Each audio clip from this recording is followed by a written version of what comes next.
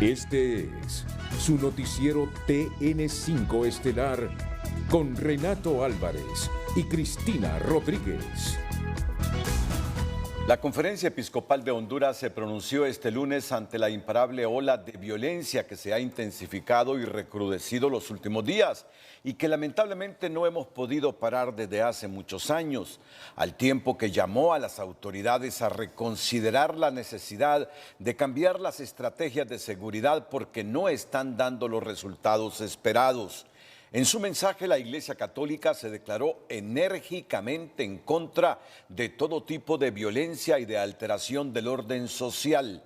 La espiral de violencia que estamos sufriendo es resultado de años de injusticia, de corrupción sistemática y de la indiferencia con que se han visto las raíces del problema. Al pensar en tantos muertos, no se trata únicamente de cifras, son vidas humanas y muchas de ellas son niños de muy corta edad. Lamentaron en el escrito, cada familia y cada ciudadano necesitan y aún más, tienen derecho a vivir en paz, asumiendo sus propios deberes y compromisos en la sociedad, contribuyendo así al bienestar y progreso del país, en un clima de verdadero Estado de Derecho, sustentado en la procura del bien común. Hoy más que nunca necesitamos estar unidos, aconsejó la Conferencia Episcopal en el pronunciamiento. Muy buenas noches, Honduras. Bienvenidos a la emisión de este lunes 26 de junio. La noticia del día es presentada por Claro. ¿Querés más? Tenés más. Pásate a Claro con tu número prepago y recibí 10 gigas gratis. Pórtate bien, pórtate a Claro.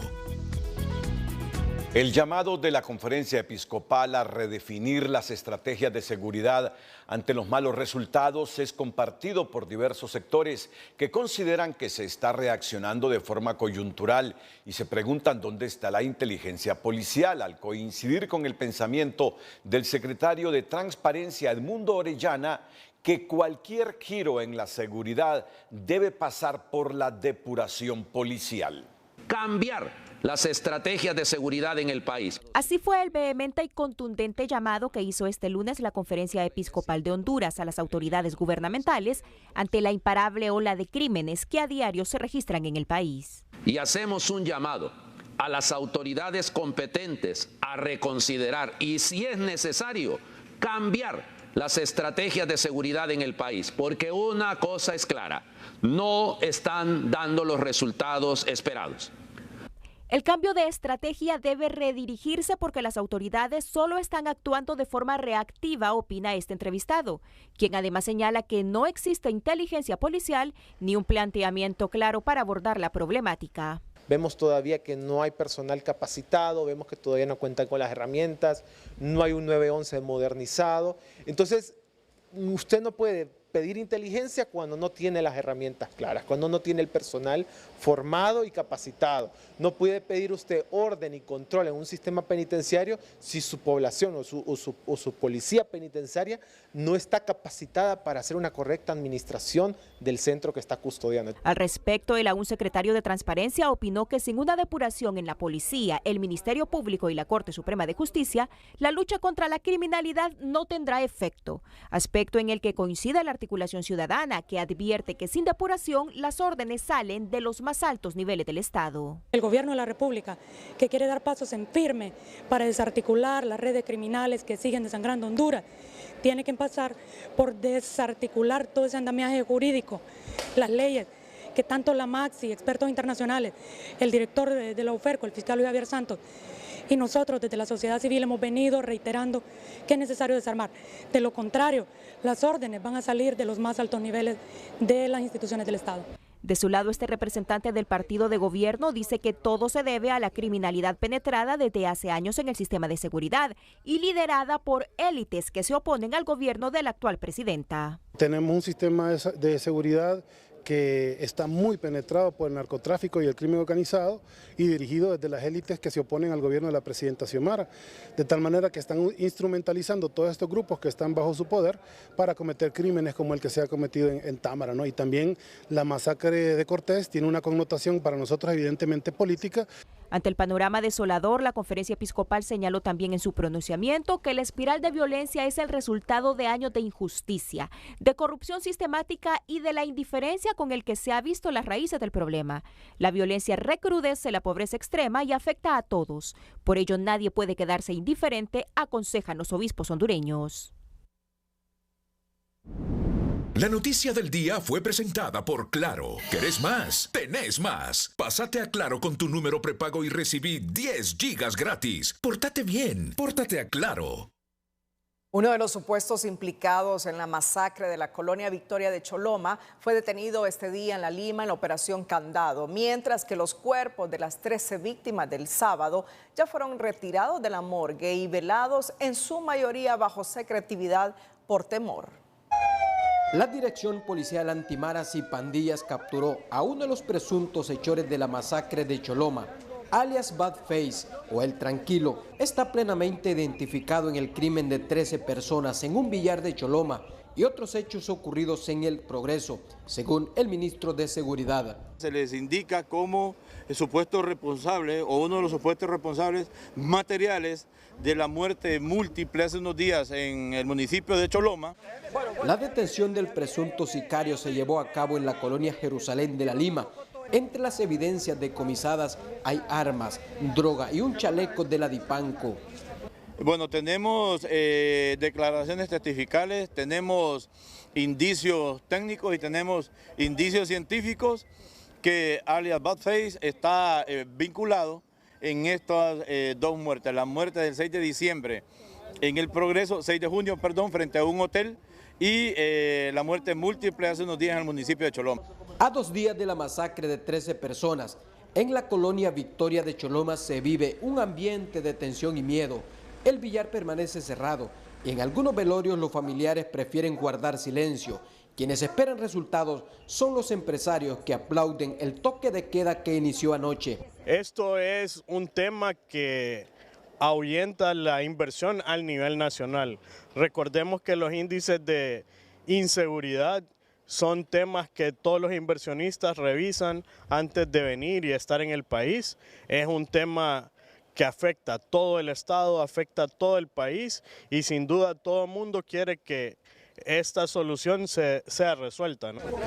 En la operación Candado participa la 105 Brigada de Infantería, la Fuerza Aérea y Fuerza Naval en apoyo a la Policía Nacional. Los mismos están diseminados en diferentes puntos estratégicos del departamento de Cortés. Tenemos la instrucción de llevar a cabo estos operativos, repito, en apoyo a la Policía Nacional durante las 24 horas, los 7 días de la semana, hasta que la señora Presidenta Constitucional lo considere. De las 13 víctimas, 12 fueron identificadas: Ángel Funes, Heiser Martínez, Delmer García, Lester Almendares, Axel Linares, Luis Sandoval, José Rodríguez, José Ortiz, Xiomara Coca, Eduardo Meléndez, Antonio Núñez y Osman Ponce. Todos fueron retirados de medicina forense. Orly Martínez, Telenoticias. Los cuerpos de la presidenta del Sindicato de Trabajadores de Gildan, San Miguel, Xiomara Coca, y su hijo Eduardo Meléndez, víctimas de la masacre en Choloma, Cortés, fueron despedidos hoy por sus compañeros sindicalistas, quienes exigieron a las autoridades justicia por todas las muertes. Nos duele la muerte de esta compañera y de los demás compañeros, fue una muerte violenta, una muerte injusta, porque ellos ese día solo venían de celebrar un partido de fútbol y les dio por quedarse ahí cerca de la casa donde ella vive y nos parece una injusticia esto que ha pasado. Son todas las familias que hoy están de luto.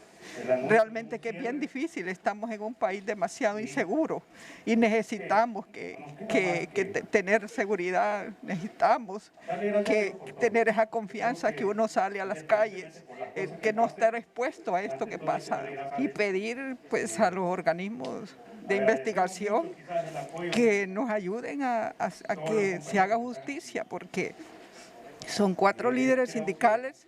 Hoy no se ajustaban los trabajadores a andar en un velorio, en el otro, fue un día bien difícil. Después de permanecer 2 horas en las oficinas del sindicato, los cuerpos fueron llevados hacia Danlí, El Paraíso, donde serán sepultados este martes por familiares y amigos. Mira, Gildan ha emitido un comunicado en el que expresa su profundo pesar por la trágica pérdida de 4 de nuestros valiosos empleados en los hechos violentos ocurridos el sábado 24 de junio en la ciudad de Choloma. Gildan extiende sus más sinceras condolencias a sus familias y seres queridos y hace un llamado a las autoridades para que este lamentable incidente sea investigado de manera exhaustiva y se aplique la ley en todo su rigor, y anima a la población a respetar el duelo de las familias afectadas y colaborar con las autoridades para esclarecer los detalles de este suceso. La Policía Militar del Orden Público intervino este lunes 3 centros penitenciarios del país en la denominada Operación Fe y Esperanza. Las acciones de manera simultánea se suscitaron en la Penitenciaría Nacional en Támara, la Penitenciaría Nacional Femenina de Adaptación Social, en esa misma zona, y la Tolva en Moroselí, El Paraíso. Solo en el módulo de máxima seguridad en Támara, donde están recluidos los integrantes de la pandilla 18, las autoridades encontraron armas de grueso calibre, teléfonos satelitales, explosivos, entre otros. Se ha encontrado un potente fusil AR-15, más de 14 armas de fuego, calibre 9 milímetros, 3 armas cortas, 3 granadas de fragmentación, que esto es lo más peligroso para la vida, para el personal interno penitenciario, 2 granadas de gas, un cargador Caracol con capacidad de más de 50 proyectiles, un teléfono satelital, más de 24 celulares, cargadores, 40 armas cortopunzantes, más de 3.000 proyectiles sin percutarse, esto solo en un solo módulo.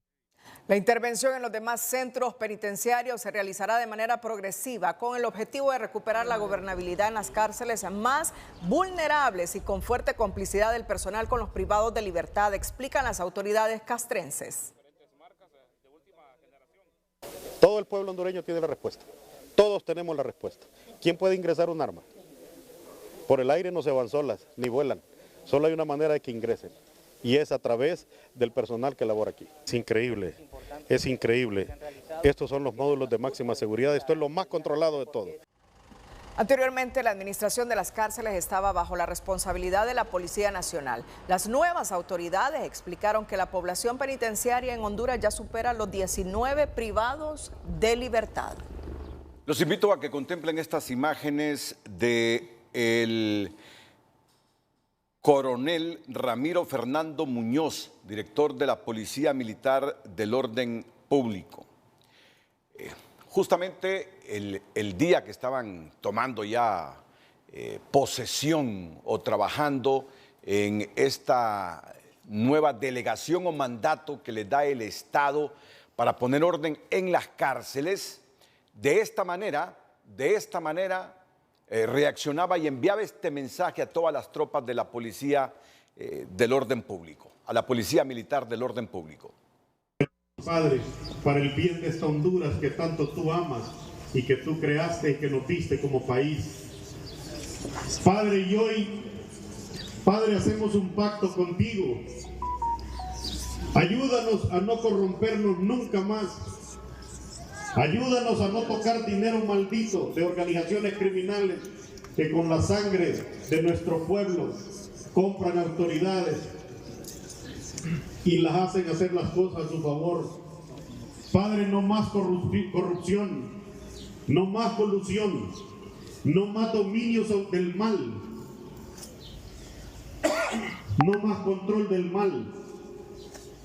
Hoy te pedimos que tú nos entregues en nuestras manos ese control. Padre, que cada cosa que hagamos sea para honrarte a ti, para honrar este país, para honrar el nombre de nuestro Padre, nuestra Madre, que está en nuestro pecho. Padre, ayúdanos a no corrompernos nunca más. La expresión de Ramiro Fernando Muñoz, director de la Policía Militar del Orden Público. Padre, ayúdanos a no corrompernos nunca más. Ayúdanos a no tocar dinero maldito. Una autocrítica que está haciendo ese jefe militar del por qué el Estado de Honduras no puede resolver la crisis en el sistema penitenciario. Lo admite tácitamente. La corrupción nos ha dañado. El hecho que cada jefe militar que ha llegado ahí, cada policía que ha llegado ahí, cada civil que ha llegado al sistema penitenciario, vea este sistema como un botín para enriquecerse, ha impedido que el Estado de Honduras ponga orden. Y este militar ha hecho un compromiso en su temor a Dios y oración. Se ha comprometido a poner orden y ha admitido que la corrupción es el mal que hoy nos tiene con un inestable, deficiente y peligroso sistema penitenciario en el país. Padre, ayúdanos a no corrompernos nunca más. O sea que sí hubo corrupción en el pasado, sí hubo corrupción hacia atrás. Y posiblemente de militares, y posiblemente de policías, y posiblemente de civiles. Padre, ayúdanos a no corrompernos nunca más. Ayúdanos a no tocar dinero maldito. Danos sabiduría y fuerza para no tocar dinero maldito. Las palabras de este jefe militar, Ramiro Fernando Muñoz. Yo espero que en 1, 2 años este hombre salga con la cabeza en alto. Y no con vergüenza después de haber hecho una promesa ante el Creador del universo y ante el Estado de Honduras. Después de haber hecho una promesa, ojalá que la cumpla y no salga avergonzado de no haber podido cumplir lo que hoy nos ha dicho o le ha pedido al Padre, que nunca va a tocar dinero maldito y lleno de sangre que se produce en todo ese sistema carcelario donde reina la criminalidad, los negocios ilícitos y la podredumbre. Bueno, tomamos la palabra a este jerarca militar. Y aunque las imágenes difundidas este lunes sobre el control militar de las cárceles apuntan a una réplica de las estrategias de Nayib Bukele en El Salvador, en el gobierno de la presidenta Castro descartan que eso sea así. Dicen que su plan es exclusivo, mientras los analistas creen que las condiciones para repetir el caso salvadoreño no están dadas en el país por falta de recursos humanos, presupuestarios y logísticos. La guerra declarada a las pandillas al estilo Bukele en El Salvador no se replicará en Honduras, afirman desde la administración Castro. Mire, no creo que se pueda aplicar un modelo al estilo de Bukele por 2 razones. Primero, porque lo que hay en El Salvador es un control absoluto. O sea, el Poder Ejecutivo, el Poder Legislativo y el Poder Judicial están conectados y tienen la misma visión. Acá no. No obstante, el funcionario admite que se deben analizar experiencias exitosas de otros países. Yo lo que diría es que hay que analizar experiencias exitosas y hay que ver también que se mantengan esos equilibrios, porque también acuérdense que hay una agenda de querer decir que somos un gobierno autoritario. El modelo Bukele tiene muchos simpatizantes en Honduras, pero en las esferas del poder político y en las instituciones de seguridad nacionales mantienen ciertas distancias de esas estrategias por el tema de derechos humanos y autoritarismo. No, nada que ver. El Salvador maneja sus propias políticas. Nuestro país, Honduras, también hemos realizado este tipo de operaciones de alto impacto. En los últimos días, la muerte violenta de 46 internas en la Penitenciaría Nacional Femenina de Adaptación Social en Támara. Una masacre en la ciudad de Choloma con más de una decena de fallecidos y otros hechos criminosos obligaron a las autoridades a implementar una intervención en el sistema penitenciario con la policía militar, a aplicar toques de queda en Choloma y en San Pedro Sula, además de anunciar la construcción de una cárcel en las Islas del Cisne. Según este analista, aunque existen similitudes con el modelo de Bukele, no hay capacidad económica ni gerencial para una bukelización de la política de seguridad en Honduras. Definitivamente no, por diferentes razones. Uno, el liderazgo de Bukele, que se involucró personalmente en esto, y otro, la enorme inversión que se ha hecho. La flota de drones, las armas, Salvador tiene el fusil más moderno, el fusil Arad, mini tanques, helicópteros. Este economista, aunque está consciente de la urgencia de promover acciones contra el crimen, considera que algunas medidas, como el toque de queda, no son acertadas ni parecidas a las del presidente salvadoreño. Mire, indiscutiblemente el gobierno tiene que tomar algunas acciones sobre estos actos de violencia que se han acrecentado en las últimas 3 semanas. Pero yo creo que el toque de queda no es la mejor medida en el campo que afecta a economía. Yo creo que Bukele identificó claramente las zonas donde tenía que implementarse algunas medidas, algunas acciones. En el gobierno aseguran que las acciones implementadas son para enfrentar a los grupos del crimen organizado que han sembrado miedo para no perder espacios de poder. Como parte de las medidas de seguridad implementadas por el gobierno, este día la policía militar ha tomado el control de 3 centros penitenciarios del país con el objetivo de recuperar la gobernanza para bajar la violencia que existe actualmente en el país. Mario Holanda, Telenoticias. Bueno, y ante esta fotografía que hoy ha divulgado la Policía Militar del Orden Público, esta es la reacción de la representante de Guola para América Latina. Esta es una organización muy influyente en Estados Unidos, en el Senado, en el Congreso, que vela por los derechos humanos y muy influyente en América Latina. Nos referimos a Carolina Jiménez Sandoval, representante de Guola para América Latina. Reacciona de esta manera ante las fotografías que hoy ha socializado la Policía Militar del Orden Público. Cristina. Escribiendo, cuando lo que se contagia son las malas ideas, toda sociedad necesita políticas de seguridad efectivas, pero dichas políticas deben respetar derechos humanos y evitar que se sustituya la violencia delincuencial por violencia del Estado. Esto ya pasó en El Salvador, que no suceda en Honduras, dice Carolina Jiménez Sandoval. Y luego sube estas fotografías que, repito, ha socializado la Policía Militar de Honduras. Estas imágenes hace algunos meses las vimos precisamente en El Salvador y nos impactó e impresionó a todos y a toda América Latina.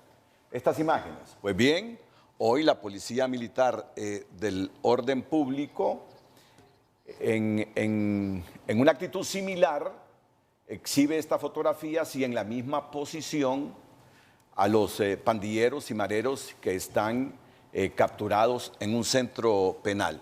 Ustedes pueden ver ahí la imagen de la derecha en sus pantallas, es en El Salvador, la imagen de la izquierda es... La de Honduras. La de Honduras. Sí.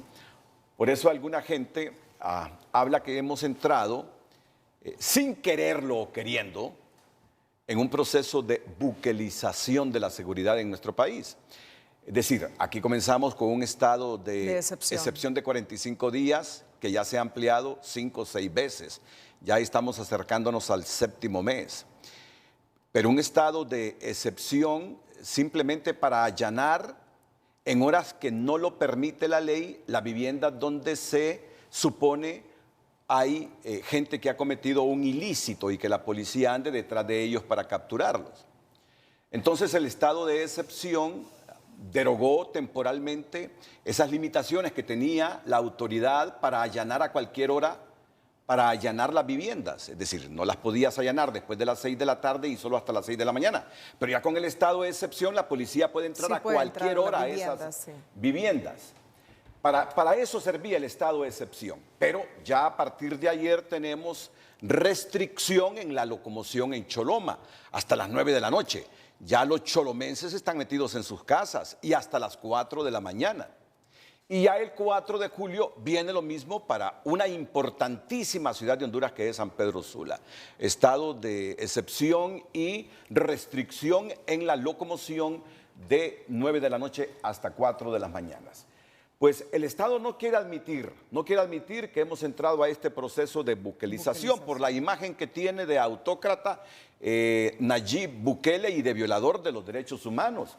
Pero así, de gota en gota y además ante la presión que le está metiendo buena parte de Honduras a la presidenta Xiomara Castro de que imite a su colega de El Salvador. Pues gota a gota nos estamos pareciendo a esta política de seguridad implementada por Nayib Bukele. Por eso viene la representante de WOLA y prácticamente dice que ojalá que Honduras no cometa el mismo error del Salvador, porque se acusa a Bukele y al gobierno salvadoreño de cometer muchas violaciones a los derechos humanos, aprovechándose de estas restricciones a las libertades que son garantizadas por la Constitución. Y mire, en TN5 en línea, las imágenes de los reclusos semidesnudos difundidas por las autoridades en señal de control de las cárceles más violentas del país se hace viral en las redes sociales entre quienes estiman que es un show y los que reclaman el inicio de una verdadera estrategia en seguridad. TN5 en línea es presentado gracias a La Curazao. Mamá y yo juntos cada momento. El mejor regalo con precios insuperables. Por compras al crédito te regalamos la prima. Buenas noches. El tema de seguridad vuelve a acaparar la atención de los internautas. Este día, las requisas realizadas en los centros penales fue el tema más comentado en las redes sociales, entre los que indican que se está imitando a El Salvador y otros aseguran que es puro show. José López posteó: estamos cansados de ver show. ¿Por qué permiten que entren armas y drogas? Por ahí deberían empezar. Si no lo hacen, todo esto será más de lo mismo. Ingrid Cortés expresó que ya días hubieran hecho esto, tuvieron que pasar 2 años y que hubiesen tantas muertes. Y Pablo Valencia consideró que es un show mediático para que digan que están trabajando. Otros internautas no tardaron en comparar las acciones con lo que ha hecho Nayib Bukele en El Salvador.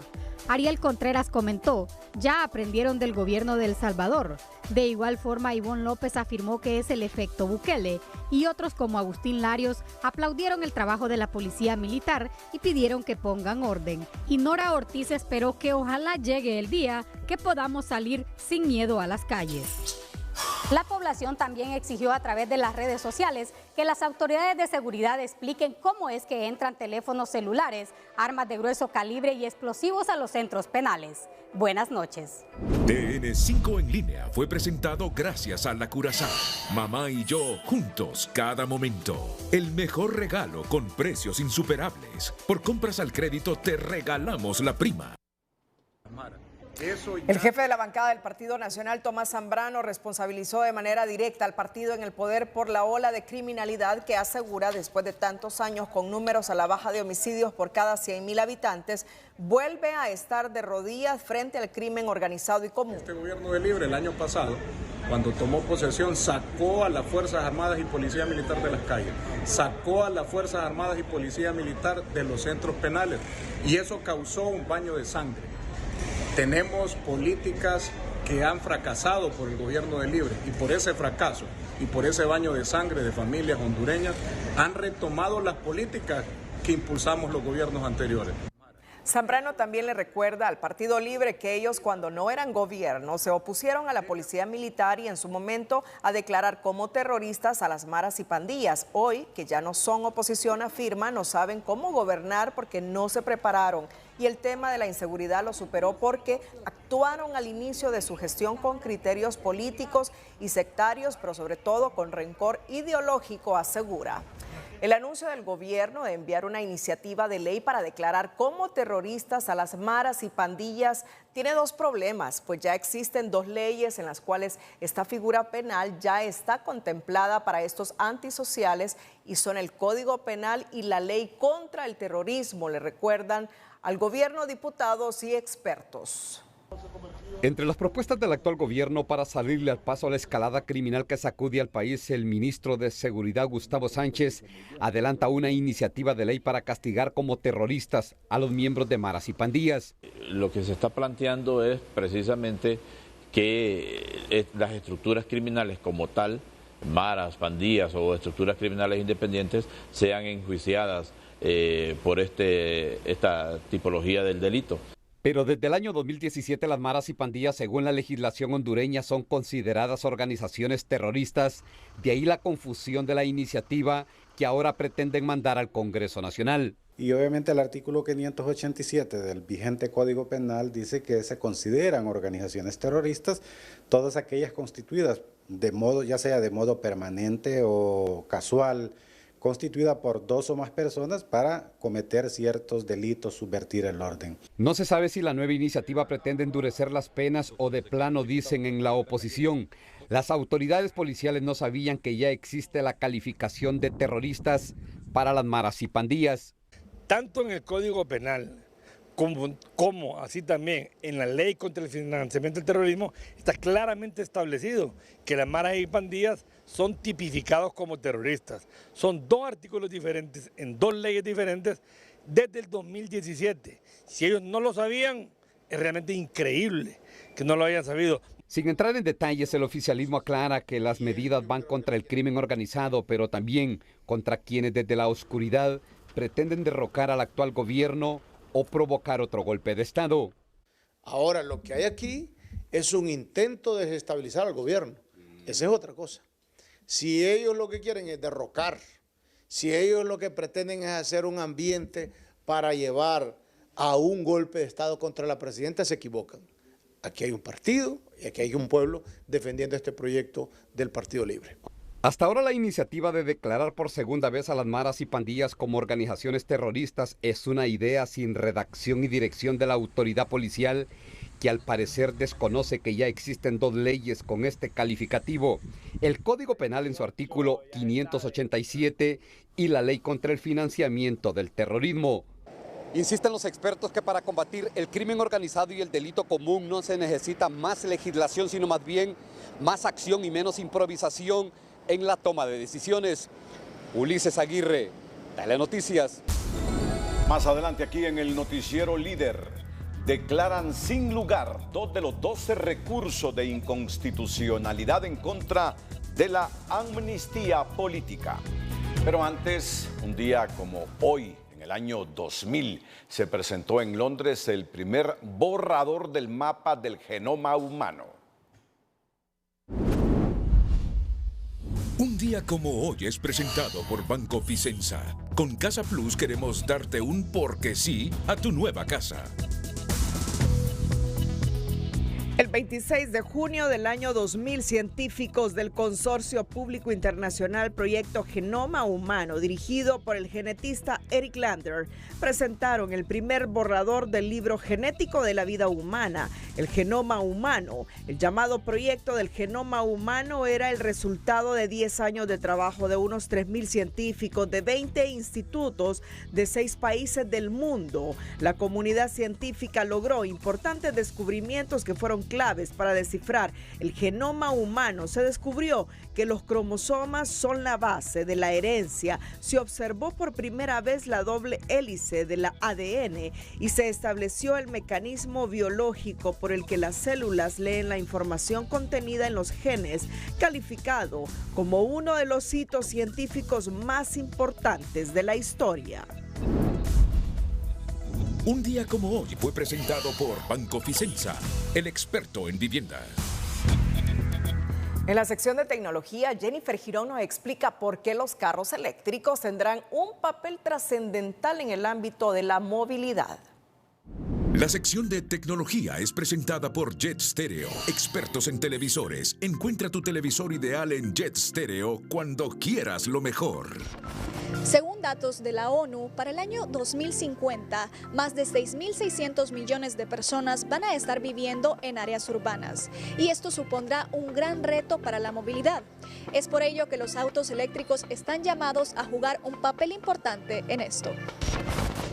Una de las empresas que está trabajando en ello es Helix, una compañía de tecnología global con sede en el Reino Unido, que cuenta ya con una gama de 4 mini vehículos eléctricos, denominados Tuk, Ride, Cargo y Truck.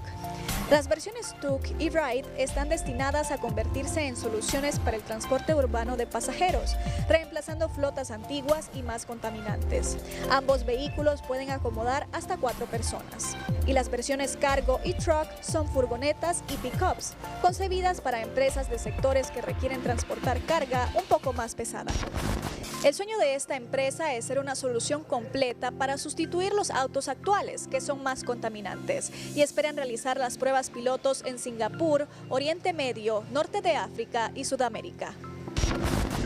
La sección de tecnología fue presentada por Jet Stereo, expertos en televisores. Encuentra tu televisor ideal en Jet Stereo cuando quieras lo mejor.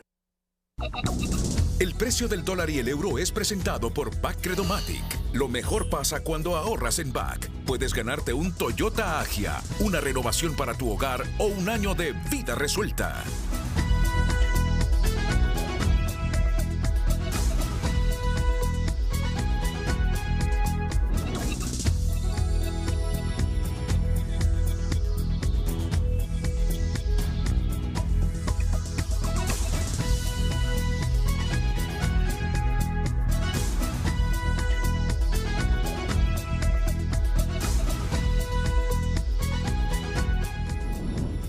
El precio del dólar y el euro fue presentado por BAC Credomatic. Inscríbete, ahorra y participa. BAC, le damos valor a tus ahorros.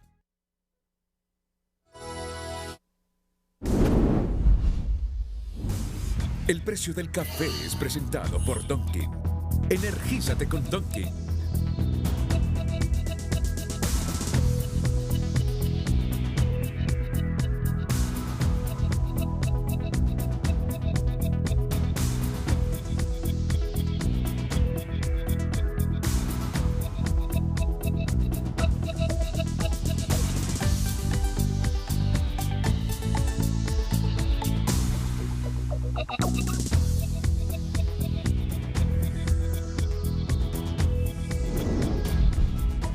El precio del café fue presentado por Dunkin'. Energízate con Dunkin'.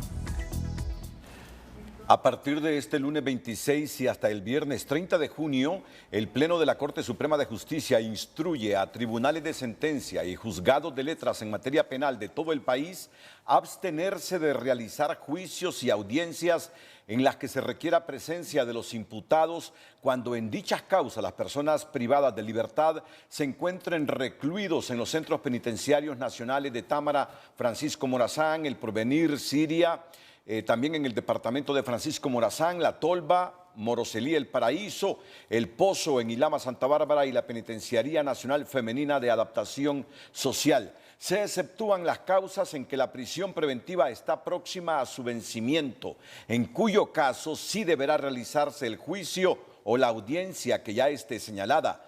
Asimismo, se instruye a los tribunales de sentencia y juzgados de letras en materia penal de todo el país que realicen audiencias utilizando los mecanismos virtuales establecidos en el Código Procesal Penal y el Reglamento de Audiencias Virtuales y su protocolo. Con la instalación de una mesa técnica de preliberación con funciones de vigilancia y control de las penas y las medidas de seguridad, el Pleno de la Corte Suprema de Justicia potencia el acceso a la justicia para personas privadas de libertad y víctimas, logrando a la fecha revisar 2.037 causas y 400 expedientes criminológicos, con especial atención a 19 personas que sufren enfermedades graves en fase terminal. El fortalecimiento del juzgado de ejecución de Francisco Morazán a través de la asignación de más personal. 3. La interposición de oficio de habeas corpus correctivos, el que se han nombrado altos funcionarios judiciales a nivel nacional para que informen sobre la situación de todos los centros penitenciarios. Asimismo, se dio instrucciones a los órganos jurisdiccionales en materia penal para que informen sin dilación sobre el estado de causas y remitan las sentencias emitidas al juez de ejecución y a la unidad de antecedentes penales. También se ordena al juzgado de ejecución que labore durante este primer periodo de vacaciones a fin de reducir la mora judicial en fase de ejecución de la pena y al Tribunal de Sentencia con competencia nacional en materia de extorsión para que actualice su carga laboral y diligencie las causas sometidas a su juzgamiento. La Sala Constitucional ha declarado sin lugar 2 de los más de 12 recursos presentados de oficio contra la amnistía política, Decreto 4/2022, ambos interpuestos por la juez de sentencia Carla Romero, a quien el Tribunal de Sentencia de Tegucigalpa la designó para interponer dichas acciones luego que las defensas privadas de los acusados Pedro Arnaldo Pinto y José Rosario Bonano invocaron los beneficios de la Ley para la Reconstrucción del Estado Constitucional de Derecho y para que los hechos no se repitan. Ustedes y todos los demás tendrán las respuestas que sean correctas, conocen los procedimientos y sobre todo lo que establece la Ley de Justicia Constitucional. La juez Romero no comparte la decisión de la Sala Constitucional por cuanto se resuelve en relación a la forma y fondo. Sin embargo, al momento de admitir y tramitar el recurso, no se mandó ajustar el mismo a ninguno de los artículos de la Ley sobre Justicia Constitucional, razón por la que hará uso del recurso de reposición antes de acudir a las instancias internacionales que correspondan. Por la tardanza y omisión a resolver el reintegro y salario dejado de percibir por 3 exconcejales del Consejo de la Judicatura y la Carrera Judicial de Honduras, está de nuevo a las puertas, Honduras está de nuevo a las puertas de enfrentar otra demanda internacional ante la Comisión Interamericana de Derechos Humanos, como fue la del caso López Lón y otros versus el Estado de Honduras. El lunes 28 de noviembre de 2022, la Sala de lo Constitucional revocó un recurso de amparo dictado por la Corte de Apelaciones Penal en materia de corrupción y confirmó el sobreseimiento definitivo para 6 exintegrantes del clausurado Consejo de la Judicatura y la Carrera Judicial. Entre estos, los magistrados de Cortes de Apelaciones, Celino Aristides Aguilera y Lilian Emelina Maldonado Sierra, y para el juez Francisco Quirós Mejía, quienes preparan la documentación para acudir ante la Comisión Interamericana de Derechos Humanos. La sentencia de la Sala de lo Constitucional puso fin al proceso penal para los exconcejales, para quienes no existe procedimiento disciplinario abierto que los haya apartado de sus cargos, por lo que 7 años después sigan esperando su reintegro y salario dejado de percibir. O sea que tres exconcejales del disuelto Consejo de la Judicatura preparan demanda contra el Estado de Honduras. Vamos a repetir los nombres. Los magistrados de Cortes de Apelaciones, Celino Aristides Aguilera Amador y Lilian Emelina Maldonado Sierra. Y para el juez Francisco Quirós Mejía. Y para el juez Francisco Quirós Mejía. 3 exconcejales del disuelto Consejo de la Judicatura preparan demanda contra el Estado de Honduras. La nueva jurisdicción creada por el Poder Judicial, en donde unifica los tribunales de competencia nacional territorial en materia de extorsión y corrupción bajo la figura de criminalidad organizada, es para el fiscal de la UFERCO una disminución en materia de lucha contra la corrupción, porque no se ve ya el interés de una política judicial clara para combatir la corrupción. Una desventaja de crear nuevo órgano jurisdiccional con competencia territorial nacional en materia penal de criminalidad organizada y corrupción es, afirma el fiscal jefe de la UFERCO, que ahora se prioriza la extorsión, los delitos tributarios y la privación de dominio de bienes. Para tratar un tema de tanta prioridad, pues había que tratarlo con ese fin. Creando unos juzgados anticorrupción y creando una unidad especializada para poder investigar los casos de más impacto en temas de corrupción. Santos advierte que el escaso discurso de los medios de comunicación en la lucha contra la corrupción es otra desventaja, lo que aumenta las dudas sobre la instalación de una misión internacional de la ONU. Ha desaparecido en gran medida el discurso anticorrupción también de los medios de comunicación. Ya no es como antes. Creo que el hecho de la salida de Gabriela Castellanos, del señor Edmundo Orellana, también va a perder apoyo ese discurso. Esperemos que no sea así. El director legal de la Asociación para una Sociedad Más Justa no comparte el criterio de la Corte Suprema de Justicia al indicar que con el nuevo órgano judicial se pretende aliviar la carga procesal en extorsión. Señala que deben respetarse las especialidades por materia y la especificidad del delito que los jueces juzgan. La jurisdicción especializada en materia de corrupción en el país nació producto de la presión internacional, de la necesidad que había de que estos casos de corrupción tuviesen la atención necesaria. La Sala Penal de su lado insiste que la unificación de tribunales sigue un análisis técnico realizado por la actual administración sobre carga de expedientes asignados a los circuitos especializados y que se pretende optimizar esfuerzos del equipo humano y los recursos materiales existentes. Lo que es el circuito de extorsión está exageradamente cargado y esta sala nos va a ayudar a lo que es bajar esa mora que tenemos en materia de extorsión. Este analista jurídico observa que la lucha anticorrupción desacelera y cuestiona que se meta en un solo costal a los circuitos especializados independientes de corrupción, extorsión y privación de dominio. Esperemos de que no sea esto un motivo para ir reduciendo el combate contra la impunidad, sino todo lo contrario, que más bien se aceleren los casos y que sean totalmente expeditos.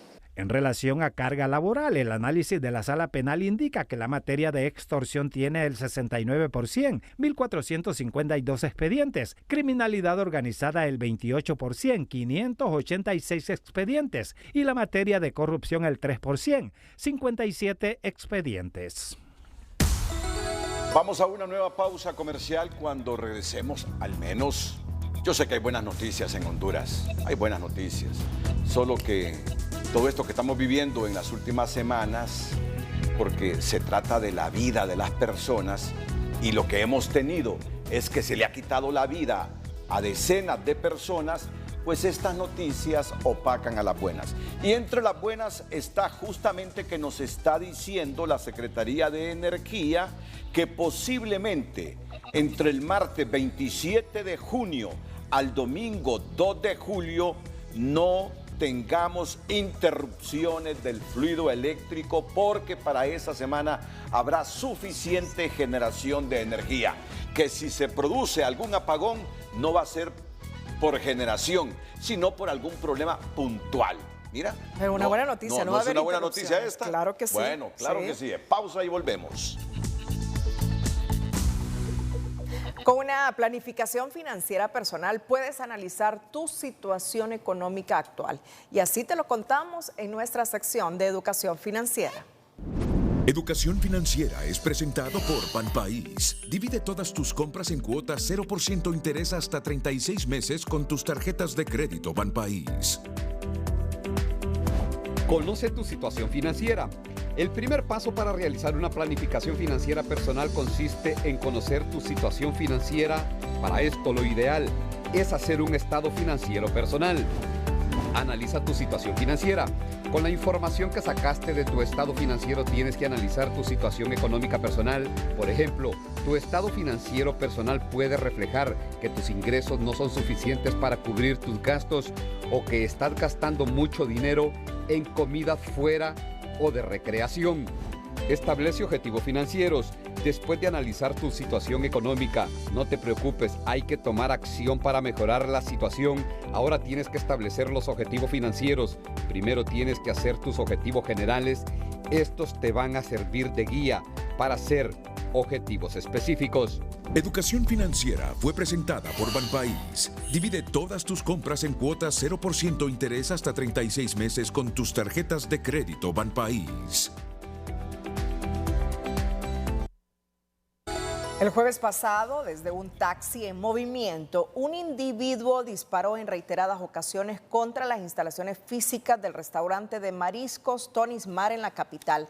Horas después, la policía le dio captura al antisocial, pero no se revelaron más detalles. Este lunes, los propietarios del establecimiento anunciaron el cierre temporal del local por motivos de seguridad, lo que hace suponer que se trata de una de las tantas facetas del cobro de extorsión, pues como se aprecia en estas imágenes, junto a Tony's Mar, estos otros locales están cerrando y según la versión de la seguridad privada que aún se mantiene en el lugar, estos negocios tuvieron que cerrar por la presión y las amenazas de los extorsionadores. Este lunes nuestro emprendedor se encuentra en la ciudad de Ciguatepeque, donde una rica repostería conocida como El Cordero está cautivando a los clientes por su exquisitez y decoraciones modernas en sus productos. El emprendedor de hoy es presentado por Banco Ficosa. Queremos que llegues lejos. Banco Ficosa. Este emprendimiento nació ante la falta de un trabajo, siendo hoy en día la principal fuente de ingresos para esta familia. Comentaba, todo surge de una necesidad, de un cambio. Yo creo que todos un día por la mañana nos levantamos y decimos, bueno, quiero hacer algo diferente. Todos tenemos esa etapa en la vida donde tratamos de hacer las cosas diferentes y pues le pedí al Señor que me diera sabiduría de qué podía hacer, qué podía implementar. Y como cualquiera que quiera tener éxito en algo, tiene que pararse primeramente y ver dónde está parado. Esta cafetería ha logrado por su innovación y en corto tiempo ser un lugar atractivo para visitar. Pero lo novedoso es que no nos queremos quedar como en el ambiente o en el sitio de que solo hacer algo sencillo, sino como innovar y ir viendo como qué hay de nuevo. Si se sabe, la cultura ya no es la misma. Generalmente los pasteles que manejamos son húmedos. Nosotros le llamamos húmedos porque la torta es húmeda, lleva un concentrado de leche y caramelo. Ubicada en el barrio San Antonio de la ciudad de Ciguatepeque, y si usted desea más información, puede acceder a sus redes sociales o su número telefónico. Es sencillo, la dirección de este local es muy sencilla, es la Quinta Calle, el Boulevard, Sexta Avenida. Ahorita actualmente se lo contamos con página en Instagram y nos encontramos como El Cordero. Entonces creo que son pocos los negocios que tienen ese nombre, entonces básicamente va a ser fácil ubicarnos, es Repostería El Cordero, y pues el número de teléfono es el 96 67 8107. En calle hacia la colonia Velar se encuentra Repostería El Cordero, que a pesar de su corto tiempo ya cuenta con varios clientes. Desde la ciudad de Ciguatepeque para Telenoticias, Omar Valenzuela. El emprendedor de hoy fue presentado por Banco Ficosa. Queremos que llegues lejos. Banco Ficosa. Bueno, ya habíamos informado que Gildan pide investigación a fondo por muerte de sus empleados en masacre de Choloma el fin de semana. Fueron 4 los trabajadores sindicalizados de Gildan que fallecieron de manera violenta el fin de semana, y hoy esta empresa maquiladora está exigiendo a las autoridades que se investigue a fondo este tema.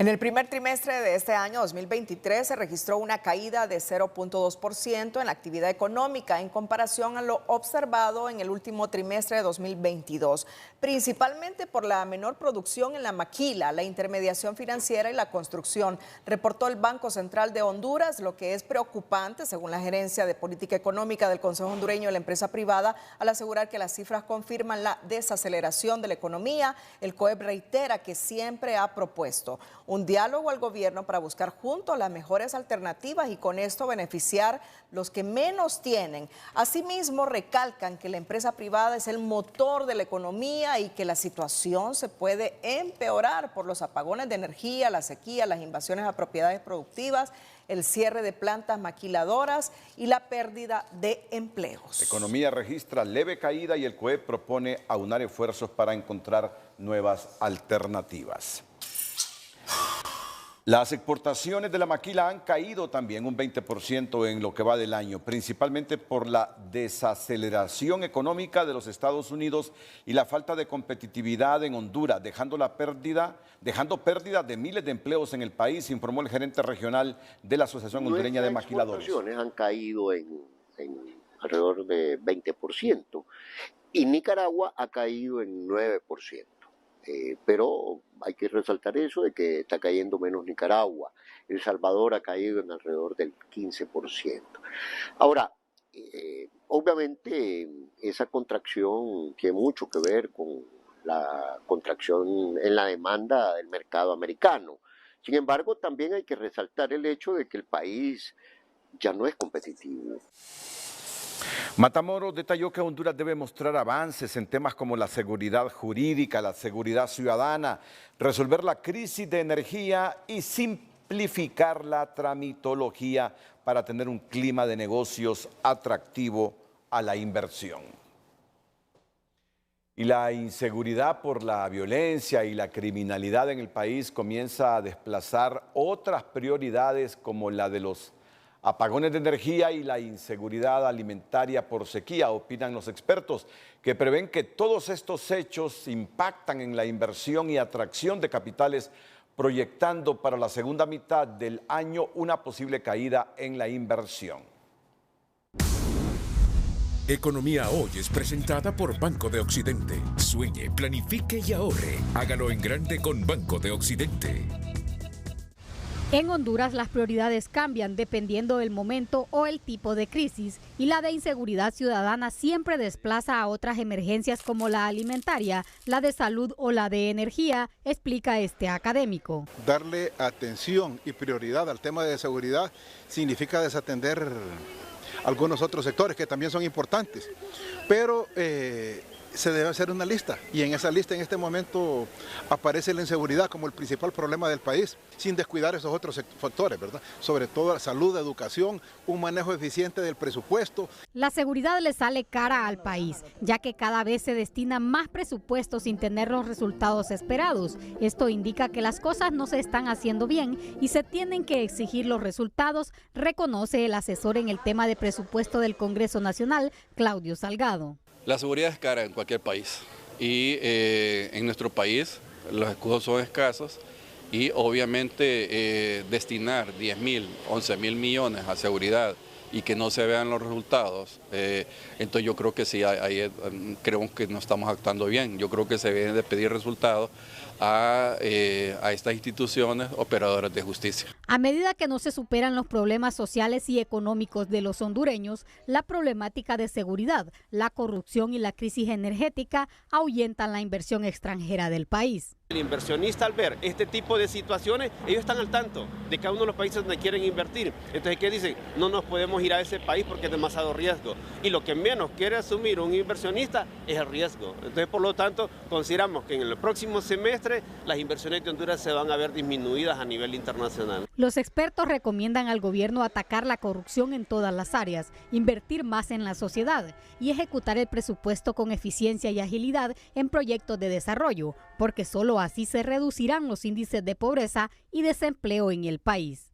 Sara Carranza, Telenoticias.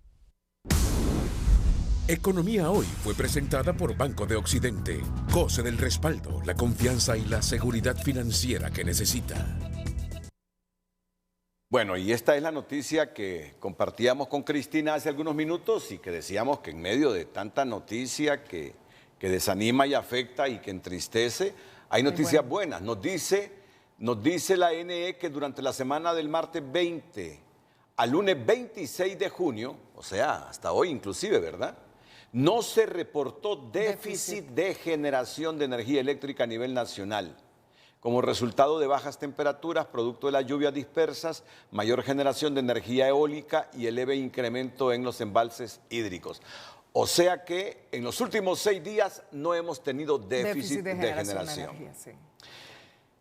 Y en el punto 3, porque ya estamos abreviando por el tiempo, se nos dice que según pronósticos del Centro de Estudios Atmosféricos, Oceanográficos y Sísmicos, CENAOS, y proyecciones del Centro Nacional de Despacho, sobre la demanda y disponibilidad de energía para la semana del martes 27 de junio, a partir de mañana al domingo 2 de julio, no se contemplan interrupciones programadas por déficit de generación. En caso de producirse una interrupción en el suministro de energía, es probable que dicha situación se deba a circunstancias puntuales como bajos niveles de voltaje, sobrecarga de transformadores, fallas en las líneas de transmisión o problemas en la red de distribución, los cuales pueden estar focalizados en zonas específicas del país. O sea, Cristinita Rodríguez, que nos están diciendo que desde mañana martes hasta el domingo 2 de julio no se contemplan interrupciones porque estamos generando suficiente energía. Y eso por la lluvia, ¿verdad? Y las bajas temperaturas. Sí, las bajas temperaturas. Así es. Y que la producción eólica dice que ha mejorado. Y que si hay algunos apagones son por situaciones puntuales que ya las conocemos. Un transformador, un pájaro que se posa sobre un transformador o sobre un cable eléctrico y todas las historias que la NE nos ha contado desde hace varias décadas cuando se va la luz.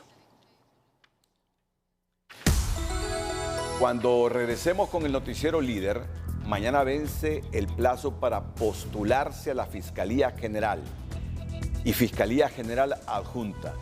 ¿Y sabe usted que aun y cuando mañana vence el plazo, solo un profesional del derecho se ha postulado? Solo un profesional del derecho se ha postulado. No sabemos cuántos van a llegar mañana, pero por lo menos, a menos de 24 horas, solo un hondureño se ha postulado para ser fiscal. Ya tendremos los detalles. Pero antes, me dice producción, vamos con El Mundo en TN5. Cristina Rodríguez nos informa que el centro izquierdista guatemalteco Bernardo Arévalo da la sorpresa en las elecciones de ese país. El Mundo en TN5 es presentado por Carrión. Encuentras tu nuevo estilo, la prenda perfecta para tu ocasión especial. El estilo de todos está en Carrión. El partido Nuevas Ideas de El Salvador señaló este día que su líder Nayib Bukele se inscribió como precandidato a la presidencia de la República para buscar su reelección en los comicios de 2024, opción habilitada por la justicia, pese a que en la teoría la Constitución lo prohíbe. Los candidatos de centro izquierda, la ex primera dama Sandra Torres y Bernardo Arévalo, hijo de un mandatario que marcó la historia de Guatemala, se enfrentará en agosto en el balotaje presidencial en el inesperado resultado de los comicios del domingo. Estados Unidos debe cerrar Guantánamo y pedir disculpas y compensar a las víctimas de torturas cometidas en la prisión, dijo este día Fionnuala Ni Aulain, la primera experta de la ONU en derechos humanos que ha podido visitar el centro de detención. Al menos 4 personas murieron en las últimas horas en los estados de Indiana, Arkansas y Georgia a consecuencia de los tornados y las tormentas que han azotado Estados Unidos y que han causado múltiples cancelaciones de vuelos. El presidente ruso Vladimir Putin dijo este lunes que durante la rebelión abortada del grupo paramilitar Wagner dio la orden de evitar un derramamiento de sangre que, según él, buscaban Ucrania y los occidentales, al tiempo que agradeció a los rusos su patriotismo y su unidad. El Mundo en TN5 fue presentado por Carrión. Encuentras tu nuevo estilo, la prenda perfecta para tu ocasión especial. El estilo de todos está en Carrión. La Articulación Ciudadana por la Transparencia y la Justicia pidió este lunes que se fomente una amplia y diversa participación de abogados para postularse a la elección del fiscal general y adjunto del Ministerio Público. Mediante un pronunciamiento, la instancia de sociedad civil consideró que la elección de fiscal general es un proceso crucial para asegurar la imparcialidad y la efectividad en la persecución de los delitos, por lo cual quienes ocupen ese cargo deben contar con las competencias técnicas necesarias y haber demostrado una moral y ética probadas en su trayectoria profesional. Instamos a la Junta Proponente a llevar a cabo una labor de manera objetiva e imparcial, evaluando rigurosamente a los candidatos y seleccionando a aquellos que garanticen la independencia y el fortalecimiento del sistema de justicia, al tiempo que invitó a todos los abogados que cumplen con los requisitos a participar en el proceso de selección. Este lunes, la proponente... A menos de 26 horas para que se vence el plazo, la Junta Proponente solo ha recibido una postulación para ser fiscal general y adjunto de la República, pero en esa instancia esperan que se incremente la cifra al minuto 90 como ha sucedido en procesos anteriores. Hasta ahora, hoy, que son las 4:30 de la tarde, se han presentado una persona nada más, pero es natural. En todos los procesos sucede lo mismo, se presentan a última hora. Además, también es natural que para el proceso del Ministerio Público no se presenten tantos candidatos. En el último se presentaron 25, en el anterior se presentaron 30. Según Raudales, en este proceso esperan tener una presencia de participantes en un promedio de 25 a 30, ya que el principal requisito para ser fiscal general es ser abogado penalista y eso limita la cantidad de profesionales que opten al cargo. Para el director del Instituto Holandés para la Democracia Multipartidaria, que exista poco interés de los profesionales del derecho para participar en el proceso solo demuestra el nivel de politización que acobija este tipo de elecciones. Este es el resultado de la falta de credibilidad de este tipo de procesos. Evidentemente, la politización de los mismos y que los procesos de elección no se hagan en el marco de la meritocracia le está pasando factura a la Junta Proponente. Lastimosamente no es responsabilidad de ellos. Este abogado dice que es normal la poca asistencia de postulantes, ya que desde la elección de la nueva Corte Suprema de Justicia se conoció que hubo un acuerdo político para la integración del nuevo Ministerio Público, pero asegura que los partidos políticos enviarán a sus candidatos a última hora. El proceso de elección de este fiscal ha sido incluso objeto de la negociación que es público, que se dio para la elección de la Corte Suprema de Justicia, más no sabemos a ciencia cierta cuáles fueron los puntos de negociación. Por ahí entonces se da el hecho de que al día de hoy no haya muchos autopostulantes, lo que no significa que los partidos políticos no vayan a enviar al último día, a la última hora, a un volumen de candidatos que sea necesario. La convocatoria fue abierta el pasado lunes 19 y finaliza este martes 27 de junio a las 12 de la noche. Y la Junta Proponente confía que completará la nómina de 5 candidatos que debe enviar al Congreso Nacional.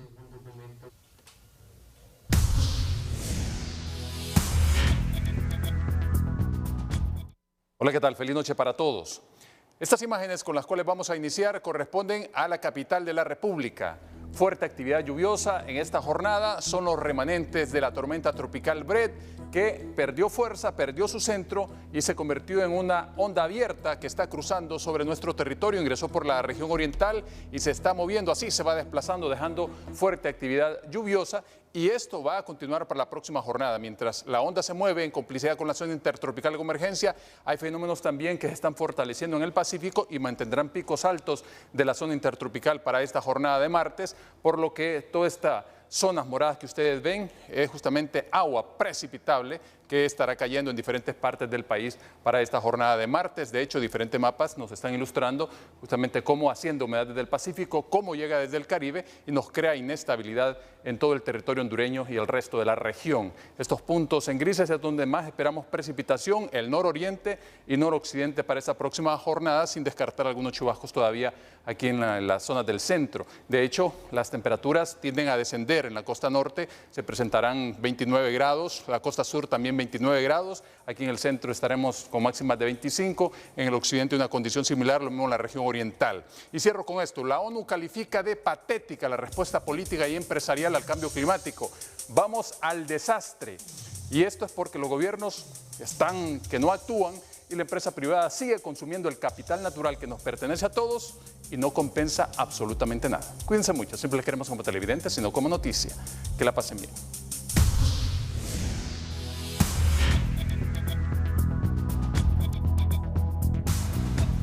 La nueva directora del DINAF, Lisbeth Coello, presentó este lunes un informe preliminar a la gobernante Xiomara Castro sobre los hallazgos en sus 7 días de gestión al frente de la institución, donde destaca personal sin contrato que labora en la institución y sin los perfiles necesarios para trabajar en esa dependencia, contratados por la exdirectora Dulce Villanueva. ¿Verdad? El tema de las contrataciones con procesos no procedimentales, como se dice, ¿verdad?, en la administración pública, y que genera una carga presupuestaria que no es responsabilidad del trabajador y que la institución tiene que hacerle frente. ¿Contrataciones de qué tipo estamos hablando? Sin contratos escritos, de palabra, ¿verdad?, sin perfiles, perfiles determinados para puestos y perfiles profesionales y de capacidades.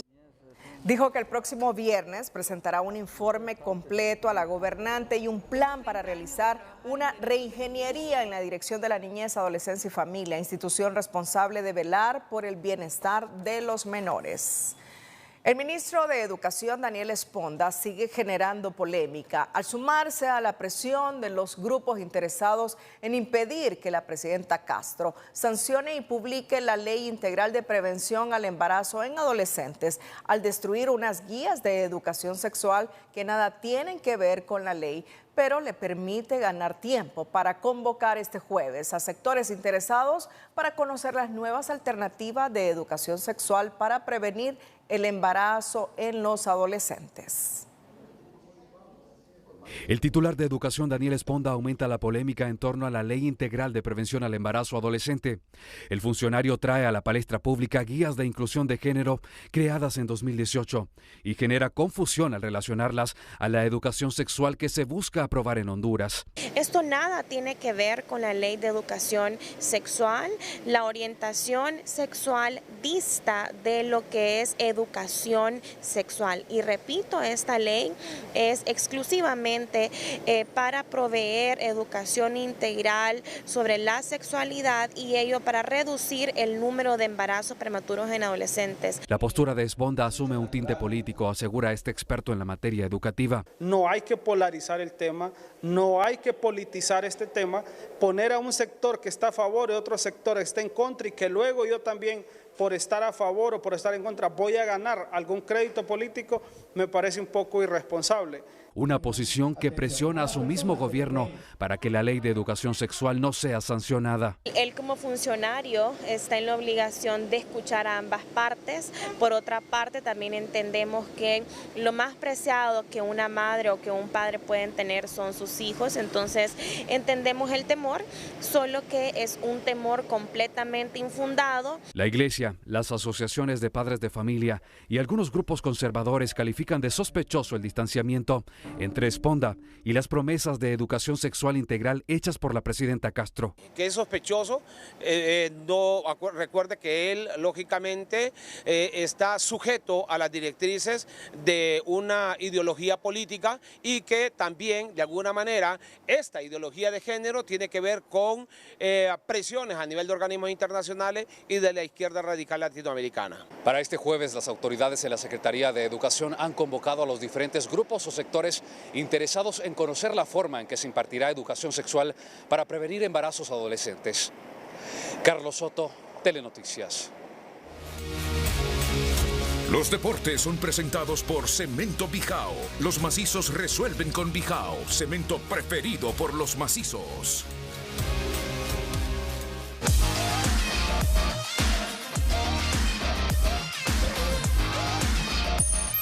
Hola, ¿qué tal amigos? Bienvenidos al segmento de Deportes TVC. Honduras ha debutado en la Copa Oro y lo ha hecho cayendo por goleada ante México. Luis Romo abriría el marcador en el primer minuto de juego. A los 23, otra vez Romo. Ya eran 2 los goles mexicanos. En la segunda parte, Orbelín Pineda hacía de las suyas y marcaba el tercero. El marcador lo cerraría Luis Chávez con el cuarto gol a los 64. Obviamente que perder 4-0 y de la manera que lo hicimos, que nos costó competir, no es algo positivo. Toda la responsabilidad es nuestra. Yo soy un fiel creyente de los procesos, de elegir bien a las gentes y después confiar en los procesos. Este día por Copa Oro, Martinica se impuso 2-1 al Salvador. Barnes anotó el primero para el equipo caribeño. Fortune anotaría el segundo, mientras por el equipo cuscatleco descontaría Brian Tamacas desde el punto penal. Luis Alvarado, entrenador de la selección sub-22 de Honduras, dio a conocer la lista de 20 futbolistas que integrarán el equipo nacional para participar en los Juegos Centroamericanos y del Caribe, que se realizan en El Salvador. Porteros, Edwin Marín y Jurgen García. Defensas, Junior García, Anthony Taytun, Dixon Ramírez, José Aguilera, Axel Maldonado y Pablo Cacho. Mediocampistas, Carlos Matute, José Domínguez, Jonathan Núñez, Moisés Rodríguez y Jeffrey Miranda. Delanteros, Marco Aceituno, Jeffrey Macías, Ted Boden, Exxon Arzú, Samuel Elvir, Josman Figueroa y Dester Mónico. Hasta aquí los deportes. Yo les invito a seguir conectados con nosotros siempre a través del www.deportestvc.com.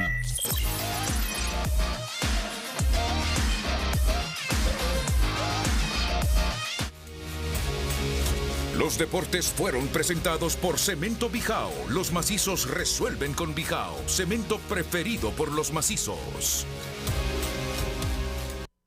Consignamos el sensible fallecimiento de la señora Ana María Álvarez Aguilar. Su esposo, Hermán, sus hijos, nietos y demás familiares invitan a su velatorio en la funeraria La Auxiliadora y sepelio a las 9 de la mañana de este martes 27 de junio en Jardines. Cerramos la emisión estelar. Gracias por su fiel sintonía. A todos, muy buenas noches.